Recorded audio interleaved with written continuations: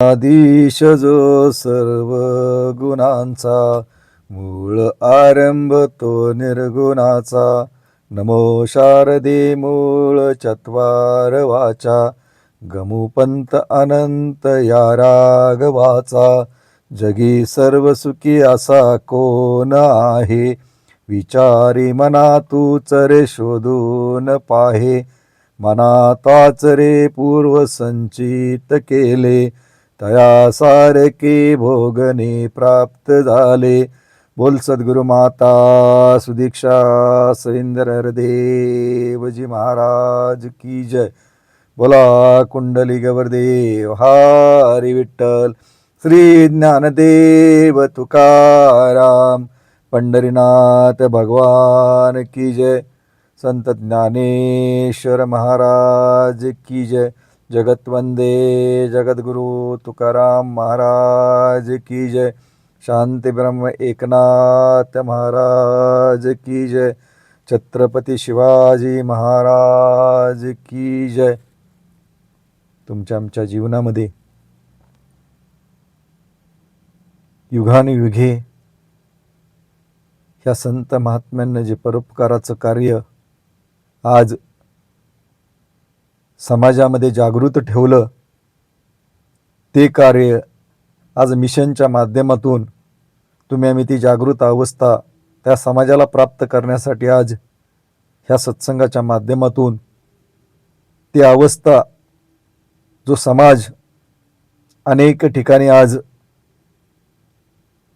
विरुद्ध दिशेला चाललेला आहे आणि ती दिशा समाजामधून चांगल्या मार्गावरती येण्यासाठी साधू संत युगानुयुगी अवतरित झाले आणि त्यावेळेस त्यांना ते कार्य केलं.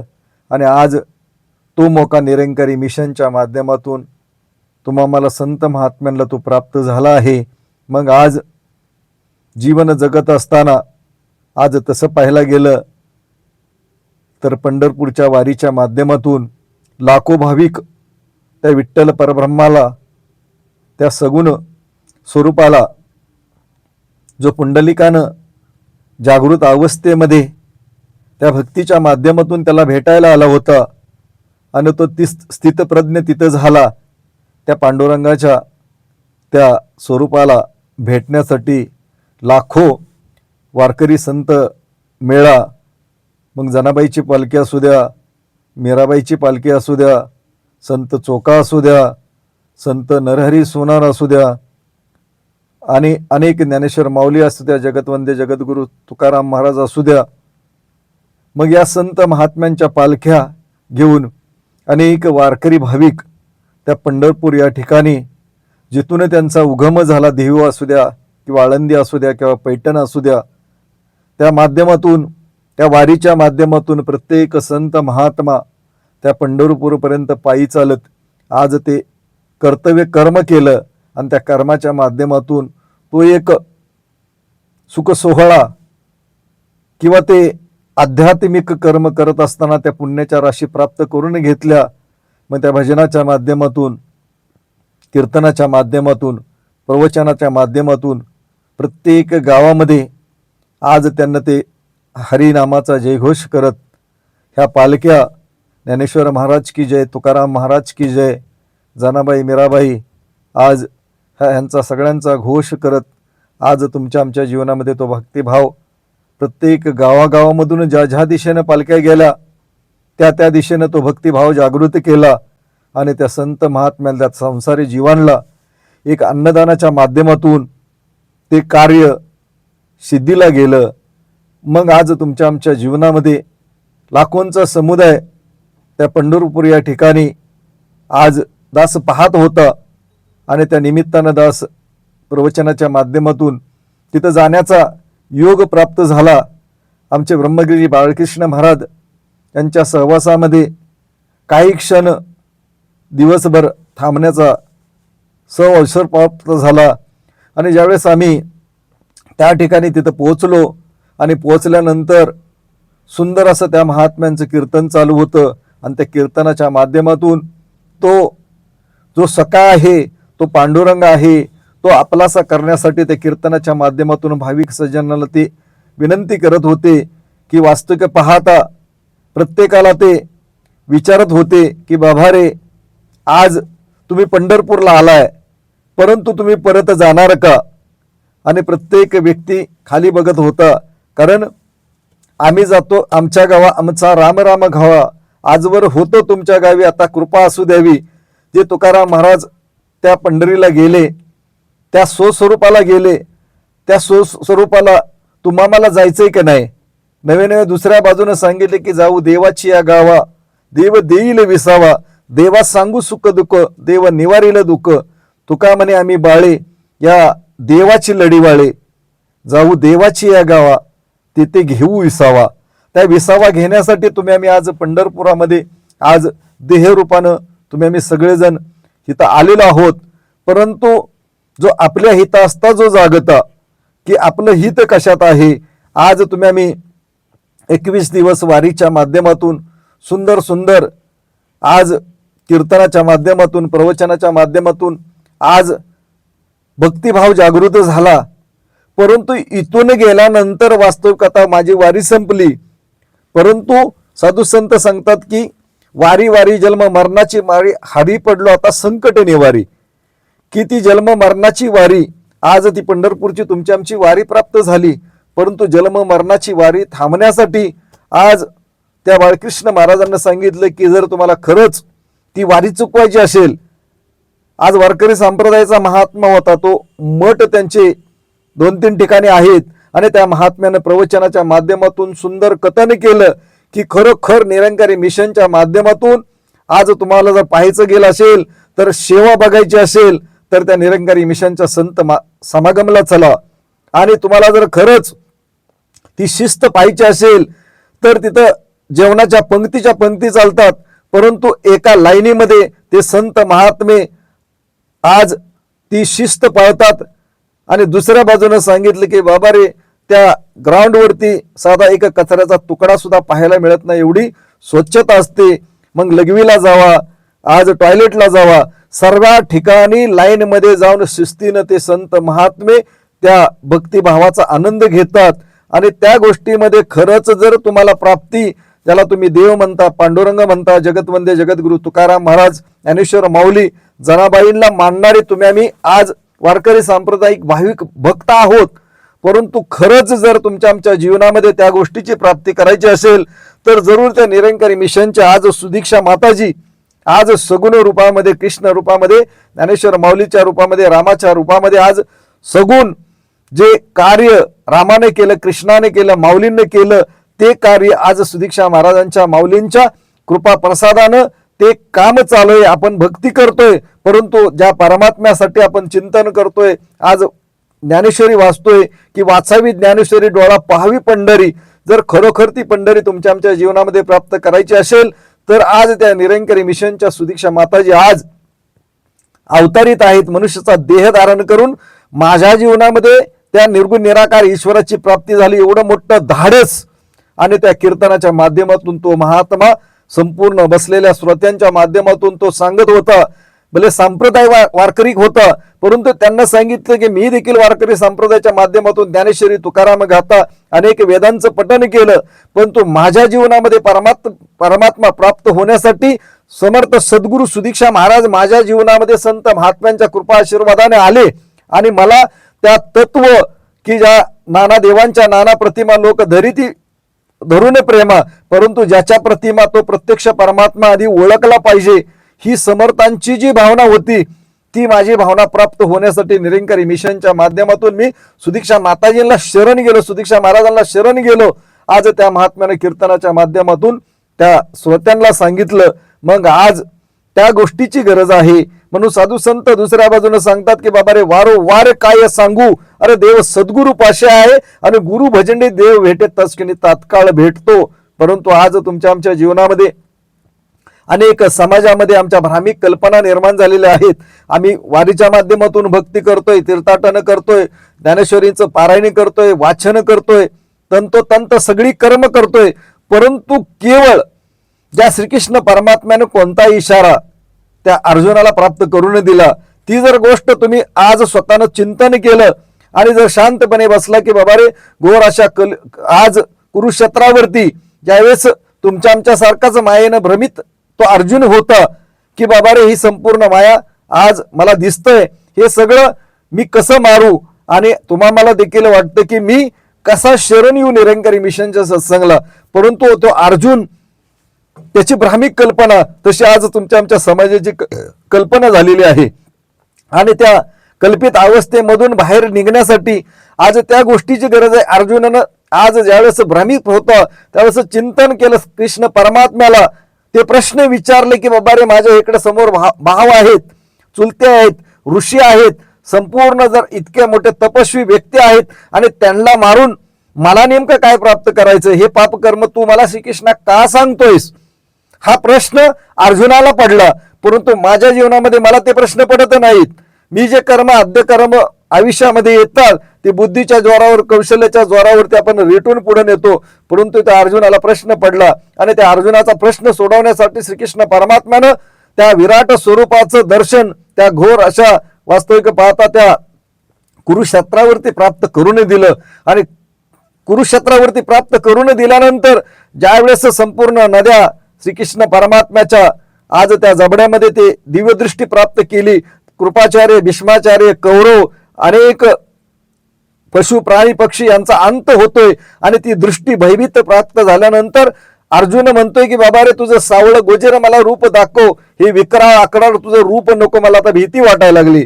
मग अर्जुनासारखा आज धनुर्धर होता आणि त्याच्या जीवनामध्ये ज्यावेळेस श्रीकृष्ण परमात्म्याच्या माध्यमातून तो निर्गुण निराकार की जो शस्त्रानं कापत नाही, अग्नीनं जळत नाही, पाण्यानं भिजत नाही, असं तत्व श्रीकृष्ण परमात्म्यानं अर्जुनाला सांगितलं की माझ्या ह्या स्वरूपाला संपूर्ण जगाचा नाश झाला तरी ह्याचा नाश होत नाही, अशा तत्वाची तुला मी आज प्राप्ती करून देतोय.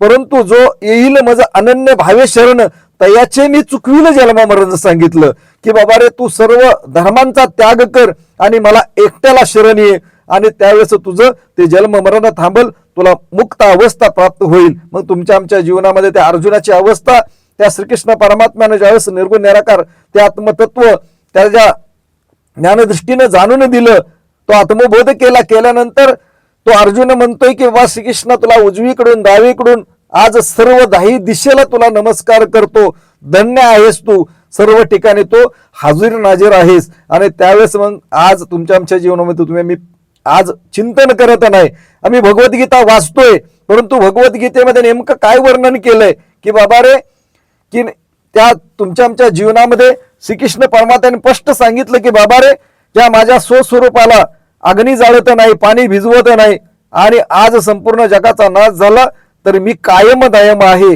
मग तुम्ही आम्ही भक्ती करणारी भाविक मंडळी आज शेतकरी कुटुंब असू द्या, व्यापार असू द्या, कोणत्या नाही कोणत्या माध्यमातून उदरनिर्वाहासाठी तुम्ही आम्ही ते कर्तव्य कर्म करतोय. परंतु कर्म करत असताना आम्हाला कधी प्रश्न पडत नाही, आम्ही भगवद्गीता वाचतोय, त्या श्रीकृष्ण परमात्म्यानं अर्जुना कोणती दिव्य दृष्टी दिली, कोणतं ब्रह्मज्ञान दिलं, मला ते प्राप्त होऊ शकतं का, आणि जोपर्यंत मला ती आज जाणीव होणार नाही, कारण जोपर्यंत ती भूक लागणार नाही, कारण माझ्या जीवनामध्ये ती ज्ञानाची भूक लागण्यासाठी आज तत्ववेत्या संत महात्म्यांचं तुम्ही आम्ही अध्ययन करतोय. आज जर गरज आहे ती आज सामाजिक भक्ती करत असताना केवळ आम्ही यात्रेच्या माध्यमातून, उत्सवाच्या माध्यमातून अनेक प्रकारे भक्ती करतोय, परंतु भक्ती करत असताना थोडे अजून पावलं पुढे जाण्याची आवश्यकता आहे. त्या माध्यमातून आज श्रीकृष्ण परमात्मा त्यावेळेस गीतेमध्ये अर्जुनाला सांगतोय की बाबा रे जे भूतांची पूजा करतात ते भूत येणीला जातात, जे वृक्षांची पूजा करतात ते वृक्ष येणीला जातात, जे पितरांची पूजा करतात ते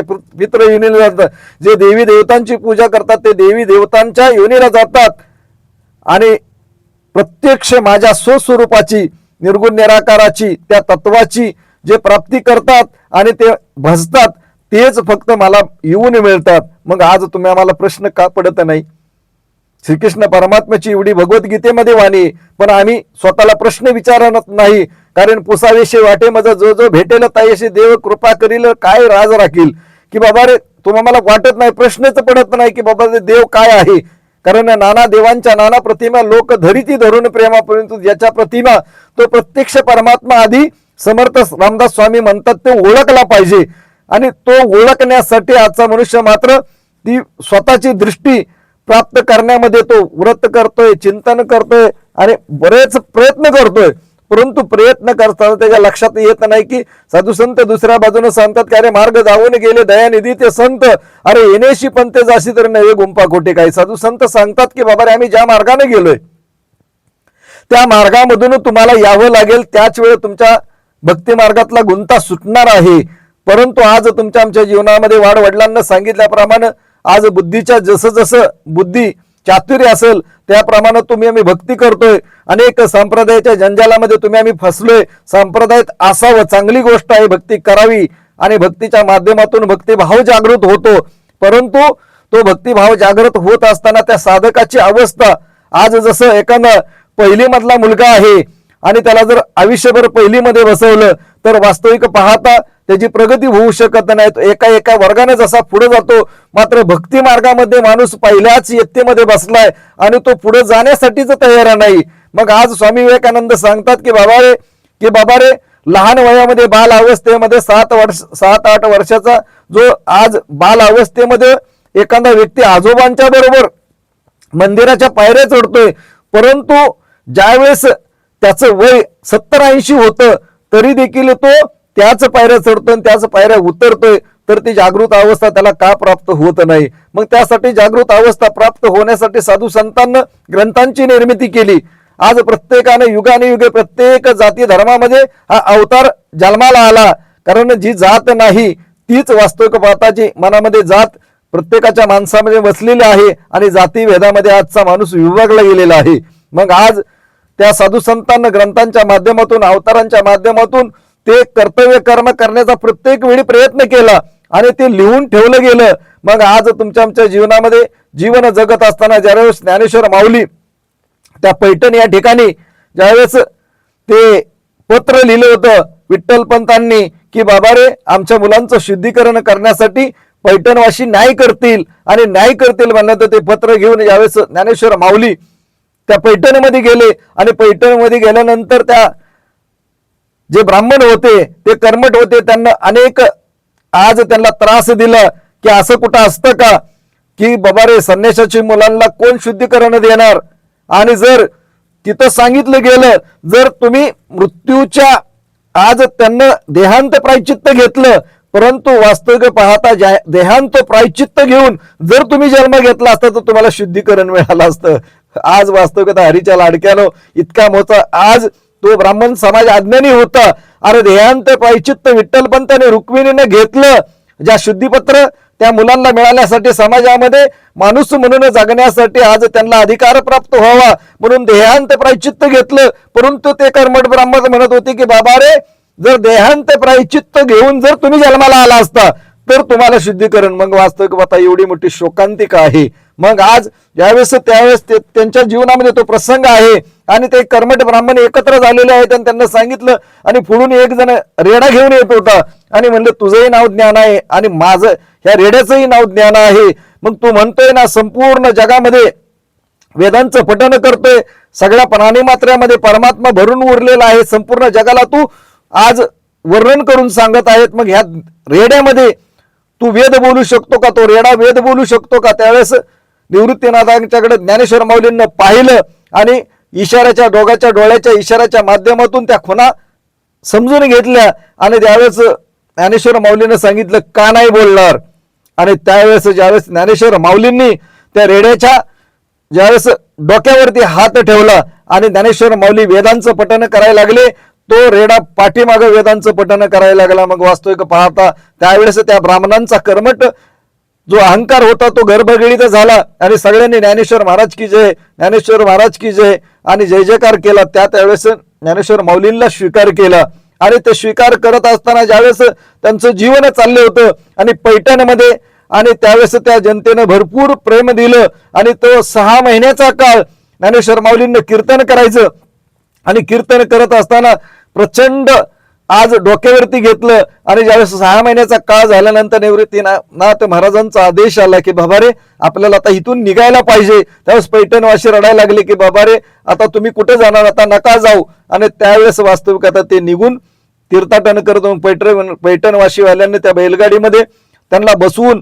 आज नेण्याचा प्रयत्न केला आणि थोडासा वेळ त्या बैलगाडीमध्ये बसल्यानंतर ते पुढे आल्यानंतर त्यांच्या लक्षात आलं की बाबा रे या मुक्या जनावराला आपला त्रास कशाला. मग त्या शेतकऱ्याला सांगितलं की बाबा रे इथून आता आम्हाला सोडा, आम्ही इथून चालत जातो. इतकी मोठी योगी महात्म्यांची तपस्या होती की जे जे दिशे भूत ते मानिज भगवंत हाच माझा निश्चित भक्तियोग जाण, ती अवस्था त्यांची प्राप्त झाली होती की प्रत्येक प्राणी मात्रामध्ये हा निर्गुण निराकार आज जीवरूपाने परमात्मा विराजमान आहे. मग त्या बैलाच्या गाडीतून उतरले आणि ते निघाले असताना आज ज्यावेळेस त्या गावामध्ये निघाले आणि गावामध्ये निघाले असताना आज त्या नेवासे या ठिकाणी ज्यावेळेस त्यांना मुक्काम करायचं होतं, आता मुक्काम करायचा पण आज हिंदू समाजाने आपल्याला बहिष्कृत केलेला आहे. लोक आपल्याला गावामध्ये घेणार नाहीत, मग करायचं काय. आणि गावाच्या बाहेर एक मस्जिद होती आणि त्या मस्जिदीमध्ये ज्यावेळेस ते गेले आणि त्या काजीला विनंती करू लागले की बाबा रे आज आम्ही पायी प्रवास करतोय आणि आमचे कपडे देखील ओले आहेत आणि आमच्याकडे कपडे सुद्धा नाहीत बदलाय, आजची रात्र फक्त आम्हाला ह्या मस्जिदीमध्ये आज तो आधार द्या, एक मुक्काम करायचा आहे. त्यावेळेस काजीनं म्हणले की काजीने विचारलं तुम्ही कोण आहेत. आम्ही हिंदू आहे. आणि त्यावेळेस सांगितलं अरे तुम्ही तर हिंदू आहे, तुम्ही मंदिरात जायला पाहिजे, मस्जिदीमध्ये मुस्लिम असतात, तुमचं काय काम आहे इथं. आणि त्यावेळेस काजीनं हट्ट केलं की नाही, म्हणले बाबा रे की तुम्हाला इथं थांबता येत नाही, थांबता येणार नाही. तर त्यावेळेस ते ज्ञानेश्वर माऊलींना विचारलं की त्या मस्जिदीला तुम्ही विचारा की तुम्ही हिंदूंची आहे त्या मुस्लिमांची आहे. तर काजी म्हणतात कशी शक्य आहे ती भिंत बोलणार. मग त्यावेळेस काजीला ज्ञानेश्वर माऊलींना ठीक आहे म्हणले मी विनंती करतो. त्यावेळेस त्या ज्ञानेश्वर माऊलींना त्या भिंतीला विचारलं की तू कुणाची आहेस. त्या भिंतीमधून देखील आवाज आला की मी हिंदूंची आहे. आणि ज्यावेळेस ती अवस्था त्या काजीनं बघितली आणि त्यावेळेस काजीनं लोटांगण घातलं ज्ञानेश्वर माऊलींच्या चरणावरती. आणि ज्यावेळेस ते आज पुढं जीवन जगत असताना मग त्या आश्रयाला झाले आणि तो काजी देखील शरण आला. आणि जीवन जगत असताना ज्यावेळेस त्यांचा प्रवास पुढे चाललेला असताना नेवाशामधून पुढे जाताना त्यांच्या जीवनामध्ये आज एक माऊली आणि तिच्याबरोबर प्रेत यात्रा चालली आहे. तिचे केस मोकळे ठेवलेले आहेत आणि प्रेत यात्रा चाललेली असताना माऊलींचं तिथं परिभ्रमण चाललेलं आहे. या पावंडांचं परिभ्रमण चाललेलं असताना त्या माऊलीच्या लक्षात आलं की हा योगी आहे, हा पुण्यवान प्राणी आहे आणि त्या योगीला आपण नमस्कार करूया. आणि ती धावत धावत माऊलींच्या चरणावरती लोटांगण घेतलं आणि ज्यावेळेस दर्शन घेतलं त्यावेळेस त्या सुवासिनीला वास्तविक पाहता ज्ञानेश्वर माऊलींना पुत्रवती भव म्हणून आशीर्वाद दिला. आणि ती पुत्रवती भव आशीर्वाद दिल्यानंतर ती गडागडा लोळायला लागली. हा म्हणले माऊली काय आशीर्वाद दिला, मी स्वतःचे केस सोडलेले आहेत, माझे पती आज तिरडीवरती आहेत आणि मी चित्तेवरती त्यांच्या बरोबर आज निघालेले आहे आणि तुम्ही हा काय आशीर्वाद दिला. त्यावेळेस सांगितलं की बाबा रे माऊलींच्या लक्षात आलं, निवृत्ती दादांच्याकडे बघितलं आणि डोळ्याच्या माध्यमातून एकामेकीची खुनवाखुनी झाल्यानंतर वास्तविक आता तो आशीर्वाद योग्याने दिलेला होता. आणि त्यावेळेस सांगितलं की बाबा रे ठीक आहे आशीर्वाद दिलेला आहे. त्या प्रेताजवळ गेले आणि त्या प्रेताला आदेश दिला की बाबा रे उठ तू आता. आणि उठल्यानंतर मग आज ते प्रेत उठलं आणि उठल्यानंतर वास्तविक पाहता आज ती माऊली चरणावरती लोटांगण घेतलं आणि सांगितलं की अरे तुझं अजून कार्य संपलेलं नाही. आणि मग आज चैतन्य स्वामी आज त्या चैतन्याच्या स्वामीच्या माध्यमातून आज तिथून पुढं आज त्यांना ज्ञानेश्वरी सारखा सुंदर ग्रंथ आज त्या लेखकाच्या माध्यमातून लिहिला गेला. मग आज तुमच्या आमच्या जीवनामध्ये आज मृत्यू अवस्थेमध्ये असलेल्या व्यक्तीला सुद्धा माऊलींना उठवलं आणि ती ज्ञानेश्वरी लिहिली असेल तर आम्ही जिवंत माणसं आहोत, आम्हाला ती संवेदना का प्राप्त होत नाही. आज माऊलींनी तप आणि त्याग इतका समाजामध्ये इतका तिरस्कार केला तरी देखील तो तिरस्कार त्या ज्ञानेश्वरीच्या ग्रंथामध्ये कुठेही उल्लेख केलेला नाही. आज प्रत्येक वेळी त्या ज्ञानेश्वरीमध्ये तो वर्णन केले प्रत्येक ओवीच्या माध्यमातून की बाबा रे ओम नमो आद्य वेद प्रतिपाद्य जय जय सविद्य आत्मरूपा देवा तुची सकल मतित्व प्रकाश अवधारी की बाबा रे सर्व ठिकाणी प्राणी मात्राला प्रकाश देणारा तो निर्गुण निराकार परमात्मा आहे. आणि इतकं मोठं सुंदर ज्ञानेश्वरीमध्ये वर्णन केलंय पण आम्ही वाचतोय परंतु आमच्या जीवनामध्ये त्या गोष्टीचे स्वतःच्या बुद्धीला आम्ही प्रश्न विचारत नाही की माऊलीने निराकार हा शब्द निराकार परमात्म्याचं नेमकं वर्णन काय आहे, मला तो कसा प्राप्त होईल. ह्या गोष्टीकडे मात्र माणूस आज सगळ्या गोष्टी करतोय. सकाळी उठल्यापासून संध्याकाळी झोपेपर्यंत इतक्या शरीराला कष्ट देतोय, आज भरपूर असा तप आणि त्याग करतोय, आज संसारिक गोष्टी एकत्र करण्यामध्ये तो सुख शोधतोय. आणि मग वास्तविक पाहता आज तुमच्या आमच्या जीवनामध्ये त्या माऊलींना तुम्ही आम्ही मानतोय, पण माऊलींना जो तप त्याग केला, आज ज्ञानेश्वरी सारखा ग्रंथ, हरिपाठासारखा ग्रंथ आज तुमच्या आमच्या जीवनामध्ये माऊलींना प्राप्त करून दिला, त्या प्राप्तीसाठी आज तुम्ही आम्ही आज भजन करतोय, पूजन करतोय, ज्ञानेश्वर महाराज की जय म्हणतोय, तुकाराम महाराज की जय म्हणतोय, पारेपंच जय जयकार करताय. त्या विभूतीने कोणत्या गोष्टीची प्राप्ती केली आणि तुमच्यासाठी तो कोणता मार्ग लिहून ठेवलेला आहे की आम्ही ज्या मार्गाने गेलो त्याच मार्गानं, म्हणून सांगितलं सद्गुरू वाचून सापडे ना सोय, धरावे ते पाय आधी आधी. कारण सद्गुरू वाचून सापडे ना सोय, धरावे ते पाय आधी आधी. आज अगोदर सद्गुरूचं पाय, कारण आपण सारिके करीती तात्काळ, नाही काळ वेळ तया लागी, लो परिसाची नसावी उपमा, सद्गुरु महिमा आगातची, तुका म्हणे कैसे आंधळे हे जन, गेले विसरून खऱ्या देवा. कारण तुकाराम महाराजांना तुम्ही मला आंधळ म्हणलं, संपूर्ण जग आंधळ आहे.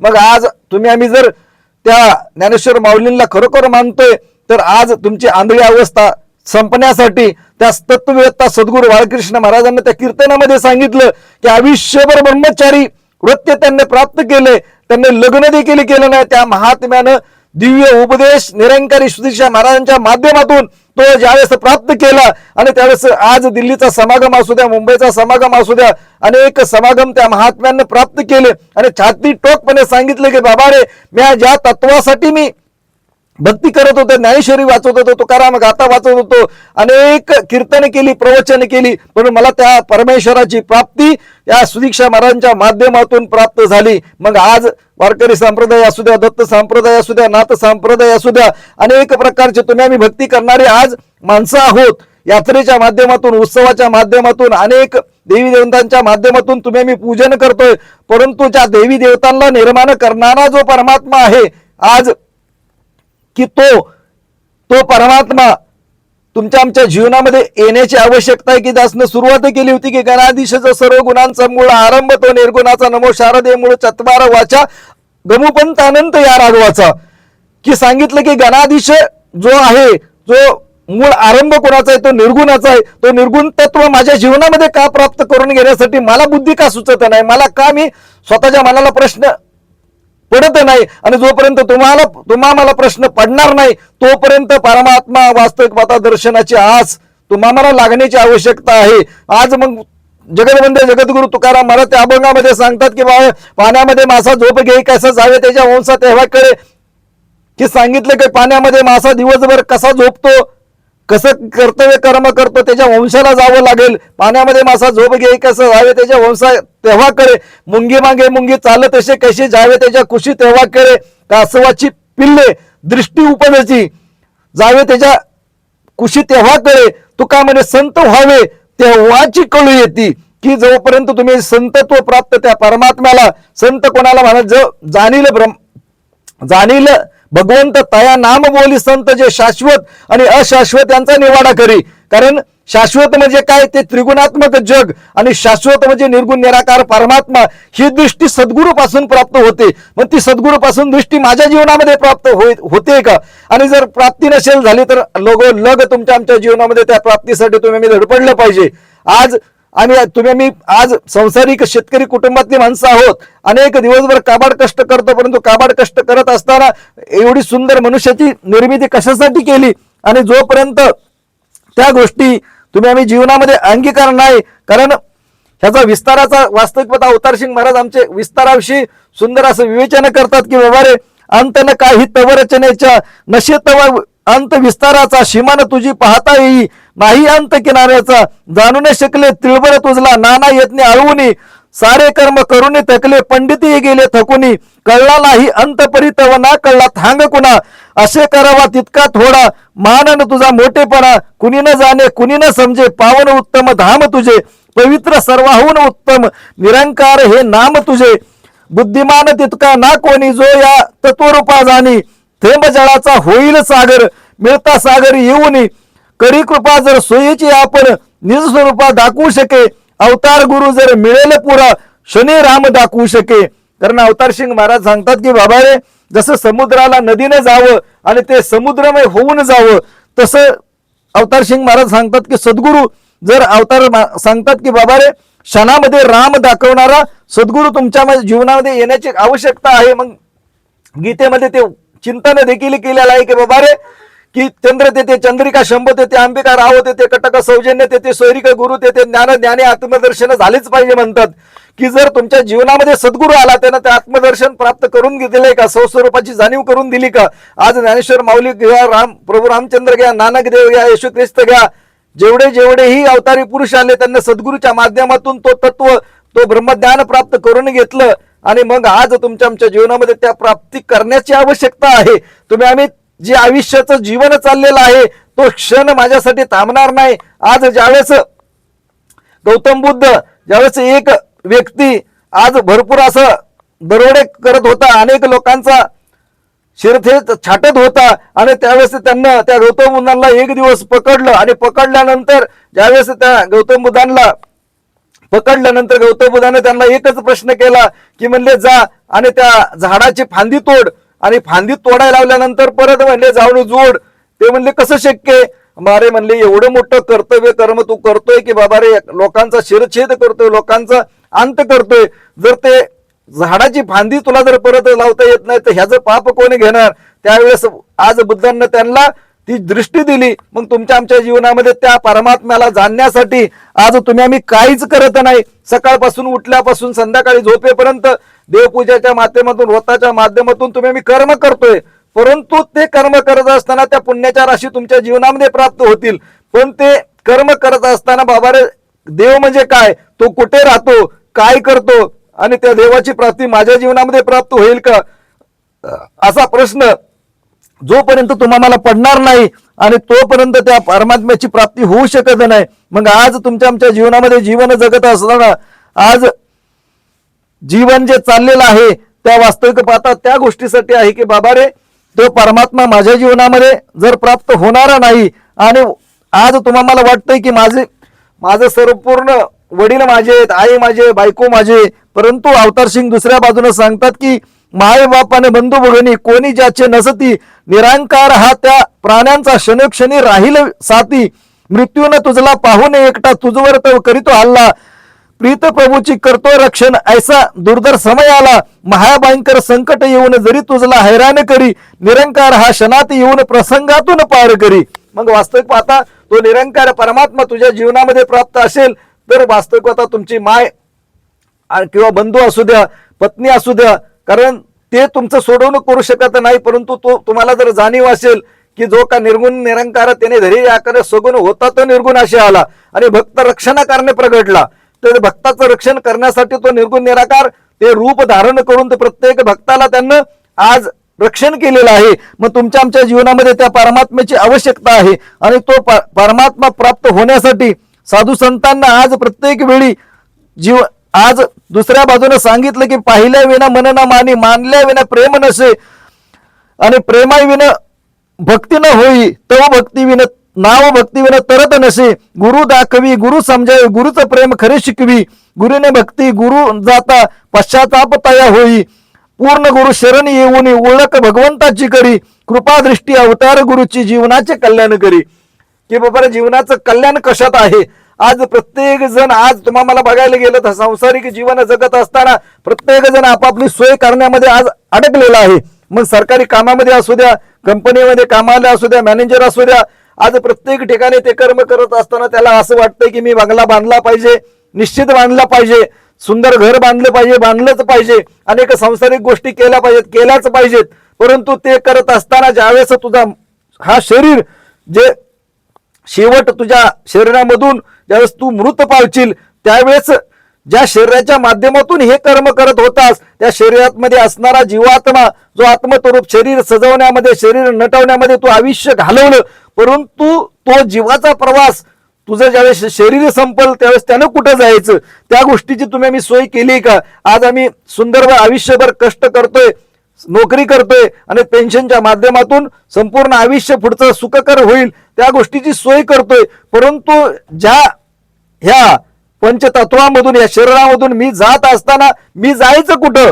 आणि जोपर्यंत त्या मग ओळखीला हरी धन्य तर संसारी, काय सांगितलं की संसारामध्ये धन्य कोण आहे, ज्यानं हरीची ओळख केली. मग त्या परमात्म्याची ओळख करण्यासाठी तू काय प्रयोजन केलंय का. ते कर्तव्य कर्म करतोय का? आणि जोपर्यंत तू कर्तव्य कर्मामध्ये कसूर करतील तर 83,999,999 यांनी तुला भटकावे लागतील. आणि त्या भटकंतीच्या माध्यमातून आज प्रत्येक वेळी आज तसं बघायला गेलं तर जर त्या परमात्म्याला जर तू जर नाही जाणलं तर कितीतरी अनेक नीच योनीमध्ये तुला बैलाच्या जन्माला, गायीच्या जन्माला, विंचू, सर्प, अनेक वृक्षांच्या जन्माला कितीतरी वर्ष तुझी अशी जातील आणि त्याच्यानंतर तुला मनुष्य जन्म. मग आज तुमच्या आमच्या जीवनामध्ये त्या मनुष्य जन्माला आम्ही जर प्राप्त केलंय आणि त्या प्राप्त करूनही आज जोपर्यंत त्या परमात्म्याची प्राप्ती करण्यासाठी आजचा मनुष्य आज तो स्वतःला प्रश्न विचारत नाही. मग आज साधू संतांना तो प्रश्न विचारला आणि सद्गुरु नाईके मज कृपा केली, माझी वस्तू मज दाखविली डोळा, दिदली प्रेम खोळा नामा म्हणे, नामा म्हणजे नेकी दाखविली सोयी, आणि न विसरावे पाय विसोबा खेचराचे. की बाबा रे, विसोबा खेचर स्वामींना नामदेव महाराज म्हणतात, अखंड विठ्ठलाचं भजन पूजन केलं, नवे 72 वेळा विठ्ठल त्यांच्या जीवनामध्ये निवेद खाल्ला, कीर्तनामध्ये वाचला, शेल्यानं घाम पुसला, त्यांच्या जीवनामध्ये समर्थ सद्गुरू आला, त्याच वेळेस त्या निर्गुण निराकार विठ्ठलाची परमात्म्याची प्राप्ती झाली. मग मला का वाटत नाही, मी वारकरी संप्रदायाचा आहे, मी दत्त संप्रदायाचा आहे, अनेक संप्रदायाच्या जंजालामध्ये मी अडकलोय, पण तो संप्रदायाच्या माध्यमातून आज तुम्ही बाहेर निघण्याची आवश्यकता आहे. कारण तुम्ही संप्रदायामध्ये भक्ती करा, कीर्तन करा, प्रवचन करा, आज व्रत करा, अनेक योग याग विधी करा, परंतु ते करत असताना कोणत्या गोष्टीसाठी मी हे करतोय ह्या गोष्टीचा आज माणसाला विसर पडलेला आहे. आणि त्या विसरामधून हे निरंकारी मिशनचे संत महात्मे सांगतात की जाणारे जाणून करा कल्याण, असे सांगती वेद पुराण. की आमचे निरंकारी बाबा हरदेव सिंग महाराज युगदृष्टा सद्गुरू की बाबा रे, कुछ भी बन मुबारक है, लेकिन पहिला तू इंसान बन. मग आज ती इंसानियत प्राप्त होण्यासाठी आज त्या दिव्य दृष्टीची गरज आहे. आणि आज जोपर्यंत तुम्ही आम्ही माणूस बनण्यासाठी केवळ निर्गुण निराकार ईश्वराची प्राप्ती करून घेण्याची आवश्यकता आहे. मग आज दुसऱ्या बाजूने सांगतात की ज्ञान आणि कर्म संगमानेच बनेल स्वर्ग सुख घराचं व्हायचं असेल तर तुमच्या आमच्या संसारी जीवनाला केवळ त्या दिव्य दृष्टी अर्जुनाला प्राप्त झाली, जी श्रीकृष्ण परमात्म्याला प्राप्त झाली, ज्ञानेश्वर माऊलींना प्राप्त झाली, जगतवंदे जगद्गुरु तुकाराम महाराजांना, जनाबाई, मीराबाई, जेवढ्याही तत्व पुरुषांना प्राप्त झाली ती तत्वदृष्टी आज सुदीक्षा महाराज गोरे अशा कलियुगामध्ये जे जे भाविक शरण येतात त्या शरण येण्याच्या बदल्यामध्ये प्रत्येक व्यक्तीला त्या परमात्म्याची प्राप्ती करून देतात. परंतु तुमचा आमचा भ्रम आहे की बाबा रे, मी वारकरी संप्रदायामध्ये, मी नाथ संप्रदायामध्ये, दत्त संप्रदायामध्ये अनेक योग केलेत, आम्ही अनेक ज्ञानेश्वर महाराजांचं पारायण केलेत, अनेक सर्व काय केलेत आणि त्या भ्रमामध्ये मी अडकलोय की बाबा रे, मी कसा शरण जाऊ. पण शरण जर नाही गेला तर 4 वेद, 6 शास्त्र, 18 पुराण, नवे जेवढेही जगामध्ये धर्मग्रंथ सांगत आहेत की बाबा रे 83,999,999 योनीला तुला जावं लागेल. ह्या गोष्टीची जर भीती आजच्या मानवानं पाळली आणि त्या संप्रदायाच्या भ्रामिक कल्पनेमधून तो बाहेर आला आणि त्या निरंकारी मिशनच्या सद्गुरूला शरण गेला तर त्याचं जन्ममरण थांबणार आहे. कारण एवढ्यासाठी केला होता अट्टास शेवटचा प्रत्येकाला वाटतं की शरीर जात असताना माझ्या यातना होऊ नये, मला मोक्ष अवस्था प्राप्त होईल, मला परत जन्माला येऊ नये, अनेक व्यक्तीला वाटत असते, त्या भक्ताला वाटत असते. परंतु भक्ती मार्गामधून ती डोळस भक्ती करण्याची आवश्यकता आहे की बाबा रे, ती भक्ती करत असता अनेक संत महात्मे नाथ संप्रदायामधून असू द्या, वारकरी संप्रदाय, दत्त संप्रदायाच्या माध्यमातून अनेक महात्मे निरंकारी मिशनशी जोडले आणि त्यांना आद्य कर्तव्य प्राप्त करून त्या निर्गुण निराकार ईश्वराची प्राप्ती केली आणि त्यांचं सोहित प्राप्त केलं. मग त्या सोहित प्राप्त करण्यासाठी आजचा मनुष्य मात्राचा जन्म प्राप्त झालेला आहे. आज तुम्ही आम्ही अनेक ठिकाणी शरण जातो, अनेक ठिकाणी लोटांगण घेतो, परंतु निरंकारी मिशनचे संत महात्मे बेंबीच्या देठापासून ओरडून सांगतात की बाबा रे, या आम्ही देखील तुमच्यासारखी भक्ती करत होतो, परंतु भक्ती करत असताना अनेक संत महात्म्यांचा उपदेश आमच्या कानावर देखील पडत होता, अभंग कानावरती पडत होते, ज्ञानेश्वरीच्या ओव्या कानावरती पडत होत्या, परंतु आमच्या जीवनामध्ये ब्रह्मज्ञानी ज्याला ईश्वराची ओळख केलेली होती, प्राप्ती केलेली असा संत महात्मा आमच्या जीवनामध्ये आला आणि त्याने बोटाला धरून आम्हाला निरंकारी सत्संगमध्ये नेलं आणि आमच्या जीवनाचं कल्याण झालं. ज्या स्वस्वरूपासाठी आम्ही भक्ती करत होतो त्या स्वस्वरूपाची, त्या आत्मतत्वाची प्राप्ती आज सुदीक्षा महाराजांच्या माध्यमातून प्राप्त झाली. मग वास्तविक आता तुमचा आमचा वेळ न लावता, कारण क्षणाचाही भरोसा आजच्या मानवाला माहित आहे की आज प्रत्येक वेळी आज हा काळ पाठीमागं तुमच्या आमच्या लागलेला आहे आणि ज्यावेळेस काळाची गुढी पडेल, कारण आज तुमच्या आमच्या जीवनामध्ये ज्या दिवशी काळाची गुढी पडेल त्या दिवशी तुमच्या जीवनामध्ये आज वास्तविकता अंधकार असणार आहे. तुमच्या घरामध्ये संपूर्ण लोक शोककाळा प्राप्त होईल आणि संपूर्ण गाव तुमचं एकत्र होईल, परंतु तुम्हाला ते पोहोचवण्यासाठी येईल आणि वास्तविकता तुमच्या मशानामध्ये पोहोचवल्यानंतर तुम्हाला अग्नी दिली जाईल, परंतु अग्नी दिल्यानंतर या शरीराच्या माध्यमातून राहिलेला जीवात्मा आहे त्यानं कुठे जायचंय, त्यानं कोणती सोय प्राप्त तुम्ही त्या जीवात्म्यासाठी सोय करून ठेवली का? मग आज हे लोकांनी परलोक सांगतात की सुखाचा झाला पाहिजे, मग त्या हे लोकांमध्ये तुम्ही मी पण परलोकाची सोय केली का? आज आयुष्यभर काबाड कष्ट करतोय, संसारिक कर्म करतोय, परंतु ती सोय करून ठेवण्यासाठी साधू संतांना सोय करून ठेवली, माऊलींना सोय केली आणि जगतवंदे जगद्गुरु तुकारामानं सोय केली की आम्ही जातो आमच्या गाव आमचा राम राम घावा. ते कोणत्या गावाला गेले?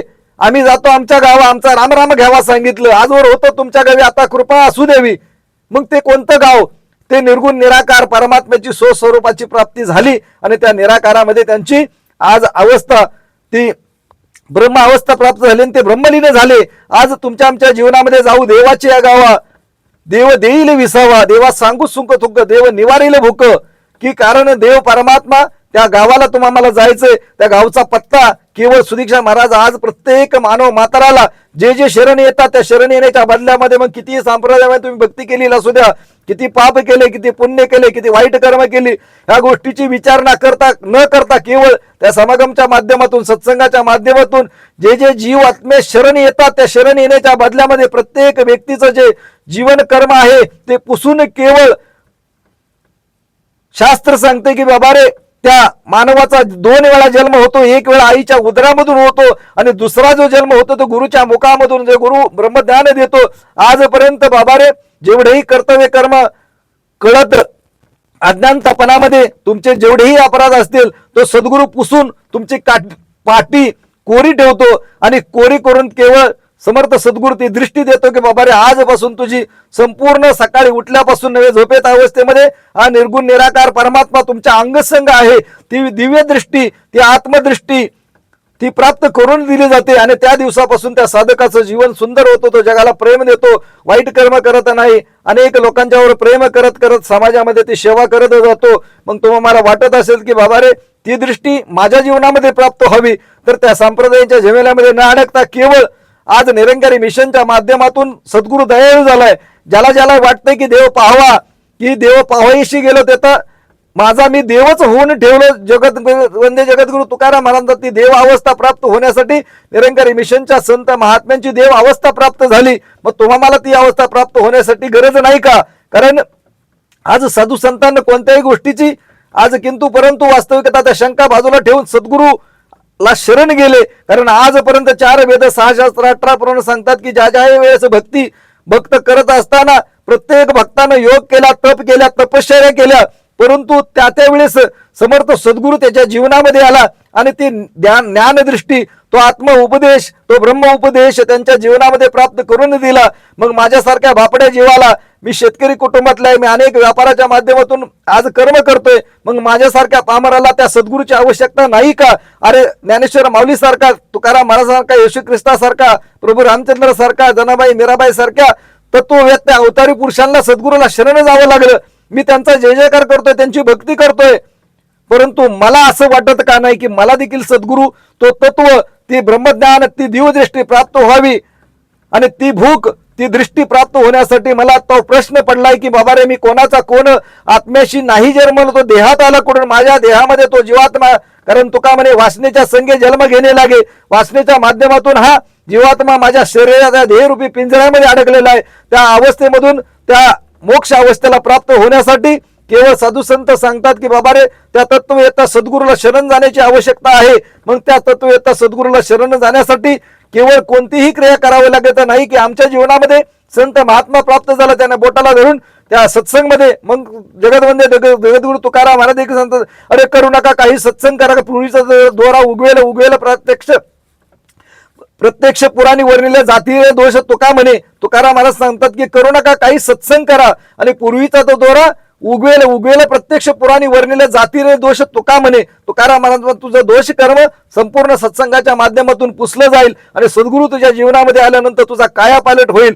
तुझं संपूर्ण जीवन आहे ज्या गोष्टीसाठी मनुष्याच्या देहामध्ये तुला पाठवले ते कर्तव्य कर्म तुझं पूर्ण होईल. आणि ज्याला ज्याला वाटतंय की बाबा ही वाणी ऐकून माझ्या जीवनामध्ये देखील ते तत्व, तो परमात्मा प्राप्त व्हावा, तर कोणत्याही क्षणाचा विलंब न करता जिथे जिथे निरंकारी मिशनचे संत महात्मे सत्संग करतात त्या ठिकाणी चौकशी करा आणि लगोलग जितक्या क्षणाच्या लवकर अगोदर, कारण क्षणक्षणी करावा हाची विचार तरावय पर भवशिंद नाशिवंत देह जाणार सकळ आयुष्य खातो काळ सावधान संत समागमे धरून आवडी करावी तातडी परमात्माची तुका म्हणे हे लोकीच्या व्यवहारी जातीय घडी चाललेला क्षण तुमच्या आमच्यासाठी थांबणार नाही आणि प्रत्येकाला जर वाटत असेल की माझ्या जीवनामध्ये ते तत्व तो परमात्मा प्राप्त व्हावा असं वाटत असेल तर जरूर या निरंकारी मिशनच्या सत्संगमध्ये या आणि कोणत्याही संप्रदायाच्या भ्रामिक कल्पनेमधून तुम्ही बाहेर या, कारण बाबारे जर प्राप्ती केली नाही, तुम्ही आयुष्यभर भजन केलं, पूजन केलं, व्रत केलं, उपवास केलं, तीर्थाटन केलं आणि जर परमात्म्याची जाणीव करून घेतली नाही, ते आत्मतत्व प्राप्त केलं नाही, त्या निर्गुण निराकार ईश्वराची प्राप्ती केली नाही,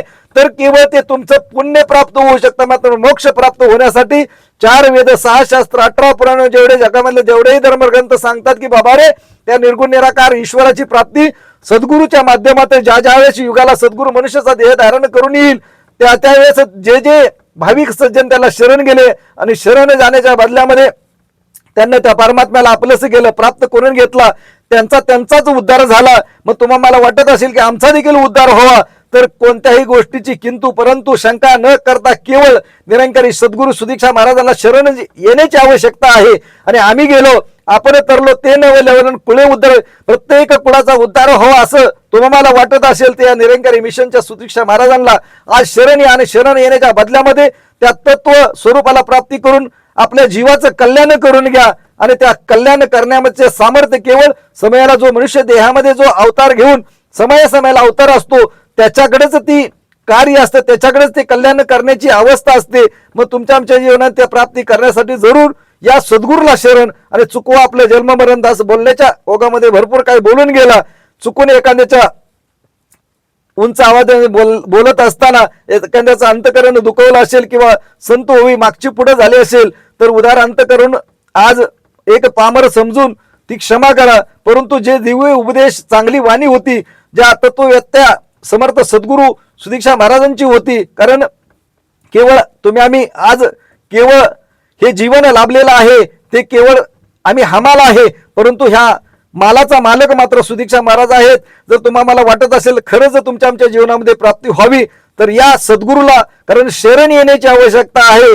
अनेक भौतिक गोष्टीसाठी 10 रुपये 100 रुपये अनेक गोष्टी लागल्या तर आम्ही संसारिक लोकांना शरण जातोय, पण निरंकारी मिशनचे संत महात्मे आज 2-2.5 तासापासून ओरडून सांगतात की या शरण, आणि शरण येण्याच्या बदल्यामध्ये निरंकारी निर्गुण निराकार ईश्वराची प्राप्ती करून घ्या. पण तुम्ही आम्ही ऐकत नाही तर बाबा रे की 83,999,999 एनयू मध्ये तुम्हाला या प्रत्येक संत महात्म्यांचे बोल खन कानावरती आवाज देतील, पण त्यावेळेस वेळ निघून गेलेली असेल तर लगोलग जितक्या वेळ तुम्हाला निरंकारी मिशनच्या संत महात्म्यांना भेटा, त्या सत्संगमध्ये जाऊन तुमच्या जीवनामध्ये ज्या गोष्टीसाठी मनुष्याच्या देहामध्ये या परमात्म्याने तुम्हाला पाठवलं त्याची प्राप्ती करून घेण्यासाठी जितक्या लवकर प्राप्ती करता येईल तेवढी प्राप्ती करून घ्या.